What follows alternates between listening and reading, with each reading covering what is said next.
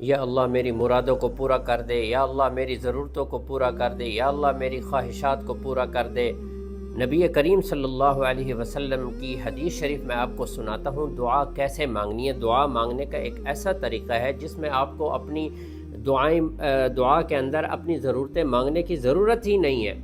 اس دعا کے طریقے کے اندر جو نبی کریم صلی اللہ علیہ وسلم کا بتایا ہوا طریقہ ہے، یہ یاد رکھیں کہ دعا جو ہے ہم اگر اللہ سے مانگتے ہیں، کوئی یہ نہیں ہے کہ اللہ ہمیں نہیں جانتا یا ہماری ضرورتوں کو نہیں جانتا۔ اللہ ہماری ضرورتوں کو ہم سے زیادہ جانتا ہے۔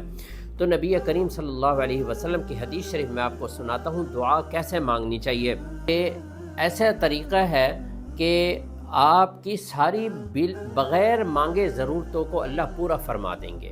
وہ حدیث شریف صحیح حدیث شریف ہے، میں آپ کو سکرین کے اوپر بھی وہ دکھا دیتا ہوں۔ ایک بندہ آیا نبی کریم صلی اللہ علیہ وسلم کے پاس اور پوچھا، یا رسول اللہ، میں دعا میں آپ کے اوپر بہت زیادہ درود و سلام پڑھتا ہوں، مجھے بتائیے میں کتنا پڑھوں، چوتھائی حصہ پڑھ لیا کروں؟ آپ صلی اللہ علیہ وسلم نے فرمایا، اگر تم زیادہ پڑھو گے تمہارے لیے بہتر ہے۔ تو صحابی نے کہا، یا رسول اللہ، میں آدھی دعا کے اندر میں آپ کے اوپر صرف درود و سلام پڑھا کروں گا۔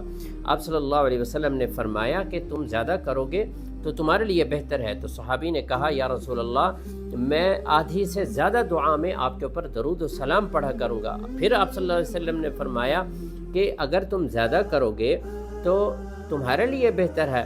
تو صحابی پھر سمجھ گئے، انہوں نے کہا، یا رسول اللہ، بلکہ میں اب ایسا کروں گا، دعا جب ہاتھ اٹھاؤں گا تو میں اپنی کوئی ضرورت نہیں مانگوں گا، میں آپ کے اوپر ہی صرف درود و سلام پڑھا کروں گا۔ اللہم صلی علی محمد وعلی آل محمد کما صلیت علی ابراہیم وعلی آل ابراہیم انکا حمید مجید۔ اللہم بارک علی محمد وعلی آل محمد کما بارکت علی ابراہیم وعلی آل ابراہیم انکا حمید مجید۔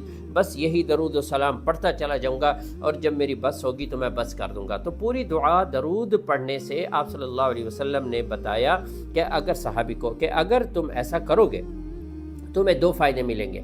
ایک، تمہاری پریشانیاں یا جو تمہاری ضرورت یا تمہاری خواہش اللہ پورا کر دیں گے۔ تمہاری جو بھی ضرورت ہے، تمہاری جو بھی ٹینشن ہے، تمہاری جو بھی مصیبت ہے، تمہاری جو بھی پریشانی ہے، اللہ اس کو ختم کر دیں گے۔